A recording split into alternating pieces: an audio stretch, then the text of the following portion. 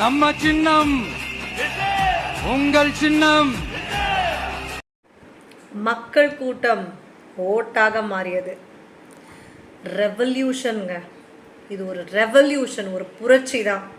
சத்தியமாக ஒரு இந்த கட்சி தான் சப்போர்ட், அந்த கட்சி தான் சப்போர்ட்லாம் கண்டிப்பாக கிடையாது.